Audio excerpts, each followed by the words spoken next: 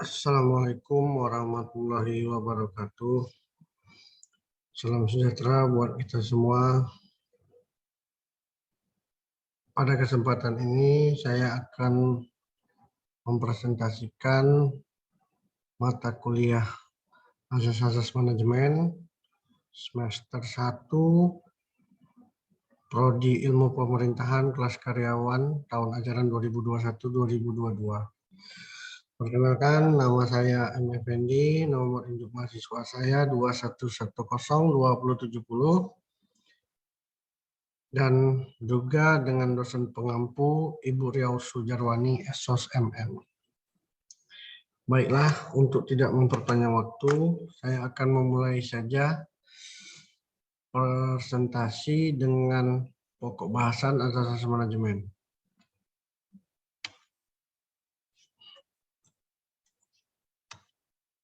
Apa itu manajemen? Setiap manusia harus memiliki masa depan yang lebih baik.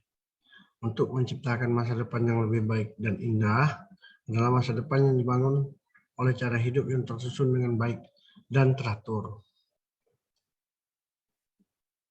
Mengapa manajemen itu diperlukan? Manajemen diperlukan pada dasarnya yaitu agar setiap individu atau organisasi bisa membuat sesuatu sehingga tujuan tercapai dengan baik dan benar. Yang kedua, agar jalannya sebuah organisasi itu bisa efektif dan efisien. Yang ketiga, fungsi manajemen dalam sebuah perusahaan mutlak diperlukan karena diharapkan masing-masing divisi atau kelompok kerja akan bisa bekerja menurut pedoman kerja atau standar kerja yang telah ditetapkan sehingga akan menghasilkan produktivitas yang diharapkan. Dengan manajemen yang baik akan membentuk sebuah tanggung jawab yang baik secara individu maupun kelompok untuk menyelesaikan tugas sesuai dengan target yang ditetapkan dalam sebuah perencanaan. Pengertian manajemen. Manajemen itu mencakup pengelolaan, pengendalian, penanganan atau managing.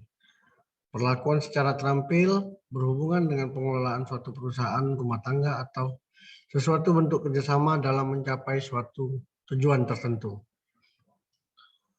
Perkembangan generasi manajemen meliputi generasi pertama yang disebut jungle management, generasi kedua yang disebut manajemen by direction, yang ketiga generasi ketiga manajemen by targeting atau manajemen by objective, generasi keempat value creative management, generasi kelima knowledge and human networking management. Fungsi-fungsi dari manajemen itu terdiri dari satu, perencanaan atau planning. Perencanaan adalah hal yang paling fundamental di dalam manajemen. Hal yang paling utama untuk menyusun sebuah rencana adalah menetapkan sebuah tujuan, lalu membuat rangkaian kegiatan atau agenda dengan mempertimbangkan hal-hal yang diperlukan. Seorang manajer akan mempertimbangkan sebuah tujuan baik, jangka pendek maupun jangka panjang. Kemudian akan menentukan apa yang dapat mencapai tujuan tersebut. Dalam merencanakan sesuatu apresiasi, seorang manajer harus bisa membuat kemungkinan yang terjadi dan harus bisa menentukan atau menghitungkan kelemahan dan kekuatan para pesaing, sehingga semua rencana dapat berjalan sebagaimana mestinya. Menurut seorang Pesyagian, perencanaan adalah keseluruhan proses pemikiran dan penentuan secara matang hal-hal yang akan dikerjakan di masa yang akan datang dalam rangka pencapaian tujuan yang telah ditentukan, yang juga dikenal dengan istilah administrative planning atau mencakup seluruh unit. Kedua, managerial planning atau departmental and operasional. Dapat disimpulkan bahwasanya perencanaan dijadikan tuntutan yang dalam pencapaian organisasi yang ditetapkan sehingga menjadi lebih efisien dan efektif.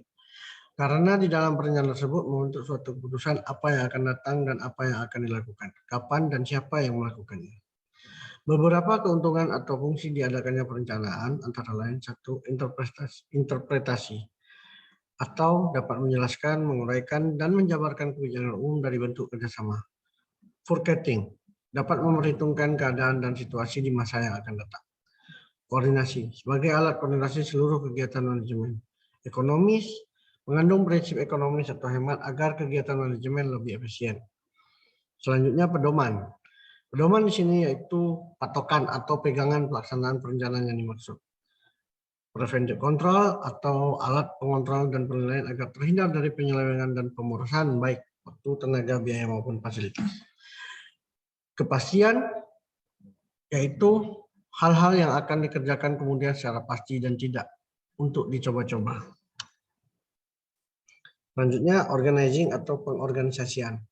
Menurut James Demoni, pada intinya organisasi adalah bentuk setiap perserikatan manusia untuk mencapai tujuan bersama. Organisasi sama pentingnya dengan perencanaan yang melibatkan semua unsur yang ada di organisasi. Jika perencanaan memiliki awal yang baik, maka organisasi memiliki awal yang baik pula.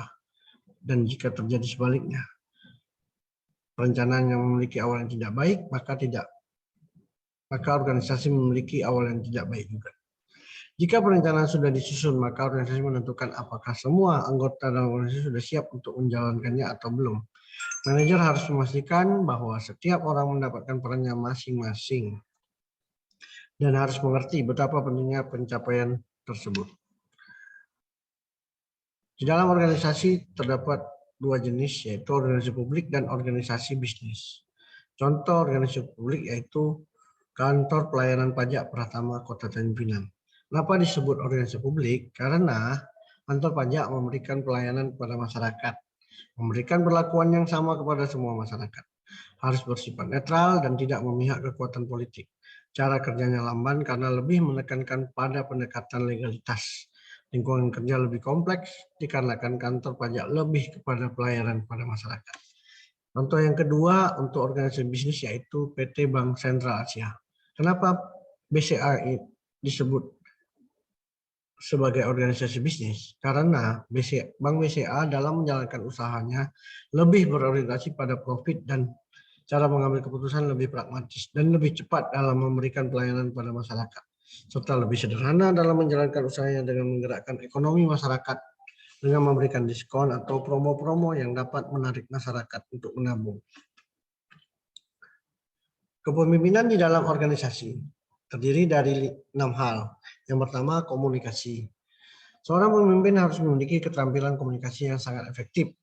Diperlukan untuk menginstruksikan anggota tim lainnya tentang peran dan tanggung jawab. Komunikasi verbal dan tertulis sangat diperlukan untuk ruang kerja karena selalu ada ruang untuk kebingungan atau lainnya. Ia harus bisa mendengarkan orang lain dan dengan tepat untuk mendapatkan hasil yang terbaik. 2. Kejujuran. Kejujuran adalah salah satu atribut terpenting menjadi pemimpin dalam tim. Mampu menyampaikan pendapat jujur kepada anggota tim dan memberitahu mereka secara lugas apa kesalahannya adalah cara yang harus dilakukan. Ini tidak menyisakan untuk salah tafsir atau kebingungan. Bahkan jika mereka tidak menyukai kebenaran, itu adalah tanggung jawab para pemimpin untuk bertindak benar. 3. Pengambilan keputusan. Biasanya hanya ada sedikit waktu untuk memutuskan hal-hal penting. Seorang pemimpin harus dapat mengambil keputusan yang tepat dalam waktu yang singkat dan juga bertindak sesuai dengan itu. Keinginan adalah hal yang harus dimiliki dan mengkomunikasikan keputusan pada anggota tim untuk langkah selanjutnya juga diperlukan. 4. Inovasi. Inovasi sangat penting untuk menjadi kreatif dan inovatif dalam pendekatan Anda saat merancang operasi atau tugas. Pendekatan pemecahan masalah yang unik dihargai dan pada saat mendesak dan ada hambatan. Seseorang juga dapat mengambil pendekatan baru atau tidak konvensional terhadap situasi apapun dan menciptakan peluang terbaik dari apapun. 5. Tanggung jawab. Pemimpin memiliki dan harus bertanggung jawab atas keberhasilan dan kegagalan proyek apapun. Seorang pemimpin yang baik harus cukup bertanggung jawab untuk menerima semua kesalahan dan juga rendah hati selama sukses.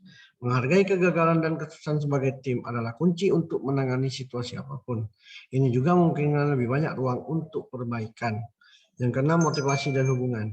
Kemampuan motivasi dan menjalin hubungan baik dengan anggota tim lainnya merupakan sifat yang sangat penting harus dimiliki oleh pemimpin. Memotivasi dan mendorong produktivitas dalam kaitannya dengan hasrat dan minat dapat membawa keseluruhan perusahaan menuju kesuksesan. Kepercayaan antar anggota tim juga penting untuk koneksi dan hubungan tim yang lebih baik. Selanjutnya, actuating. Fungsi aktor tim pada intinya lebih menekankan pada kegiatan yang berhubungan langsung dengan orang-orang di dalam organisasi. Yang artinya, fungsi actuating tersebut lebih mengarah kepada sang pemimpin atau manajer tersebut agar perencanaan dapat terorganisir dengan baik, maka diperlukan kepemimpinan atau leadership yang baik pula. dengan meminimalisir pertentangan yang berujung pertengkaran. Menurut George R. Terry, menempatkan semua anggota kelompok agar bekerja secara sadar untuk mencapai tujuan yang telah ditentukan sesuai perencanaan dan pola organisasi. Sehingga fungsi dan tujuan atau tim tersebut adalah untuk menciptakan kerjasama yang efisien, mengembangkan keterampilan tim, menumbuhkan rasa menyukai pekerjaan, dan membangun rasa tanggung jawab. Menurut Kurniawan, prinsip dalam pergerakan advocating antara lain memperlakukan pegawai dengan sebaik-baiknya, menghargai hasil uang dengan sempurna, mengusahakan adanya keadilan, memberi kesempatan tim untuk mengembangkan potensi dirinya. Selanjutnya controlling atau pengawasan. Controlling adalah untuk menentukan apa yang telah dicapai, mengadakan evaluasi atasannya, dan mengambil tindakan konkret diperlukan untuk menjamin hasil yang sesuai rencana. Kesimpulannya sendiri berarti pengawasan itu adalah suatu proses mengawasi dan mengevaluasi kegiatan, karena jika melakukan pengawasan suatu rencana akan terlihat sangat kurang memuaskan, baik bagi tim organisasi itu sendiri atau bagi manajer. Sehingga ketika mendapat hasil yang tidak memuaskan, dapat mengambil tindakan korektif untuk memperbaiki tindakan tersebut. Biasa mencapai bentuk yang terdiri dari memperbaiki peralatan yang rusak, mengubah perilaku karyawan, mengorganisasi sebuah departemen, merevisi sebuah rencana original, juga berfungsi seperti manajer berupaya untuk mencapai suatu koordinasi upaya melalui organisasi yang ada. Yang pada akhirnya pengawasan dibentuk untuk mencegah penyimpangan-penyimpangan pelaksanaan pekerjaan hingga mengganggu koordinasi upaya secara menyeluruh. Prinsip-prinsip di dalam manajemen terdiri dari 1. Division of work atau pembagian pekerjaan, 2. Authority and responsibility, kewenangan dan tanggung jawab, 3. Disiplin, 4. Unity of command atau kesatuan perintah, ya. 5. Unity of direction, kesatuan arah. 6. Subordination of individual interest to general interest, kepentingan umum di atas kepentingan individu. 7. Remuneration of personnel, yaitu gaji, upah atau penghasilan. Yang 8. Centralization, yaitu desentralisasi. 9. Order atau ketertiban. 10. Equity atau keadilan. 11. Stability of turnover of personnel atau stabilitas jabatan pegawai.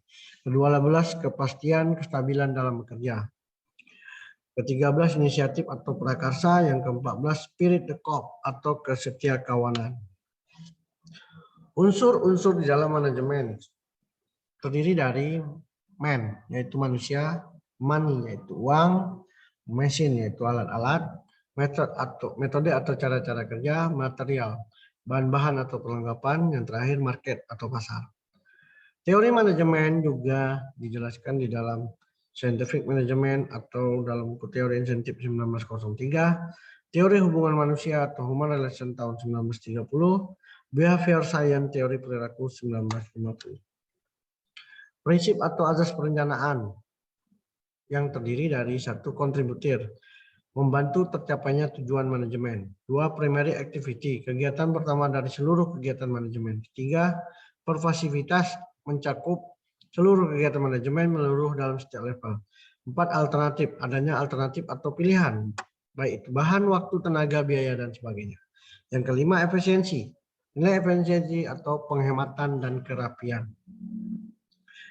Keenam, limiting factor, faktor yang urgent, terang, jelas, tegas, dan tidak bertele-tele. 7. Fleksibilitas, yaitu mudah disempurnakan, diperbaiki, dan disesuaikan dengan situasi dan kondisi yang berubah-ubah.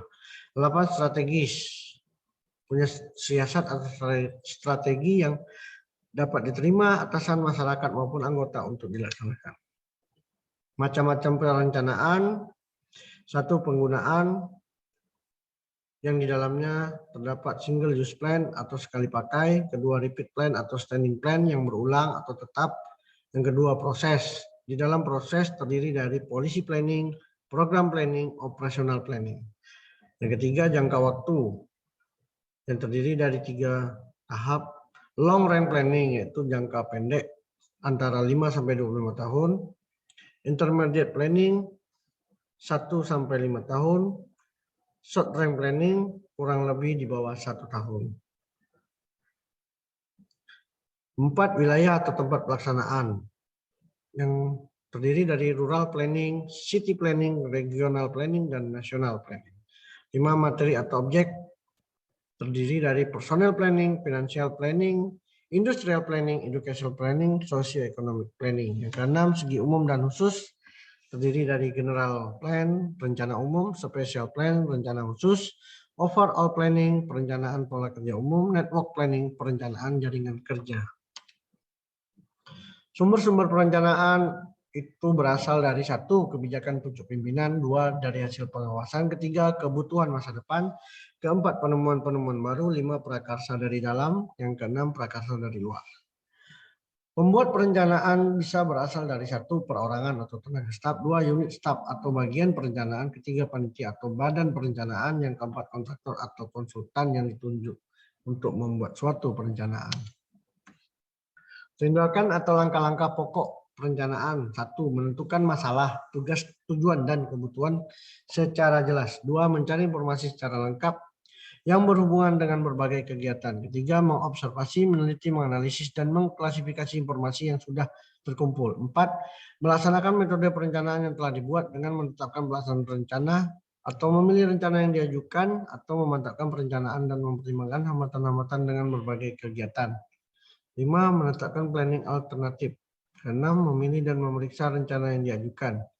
Ketujuh, membuat sintesis atau metode alternatif penyelesaian. 8, mengutur urutan dan waktu rencana secara terperinci. 9, mengadakan evaluasi atau penilaian.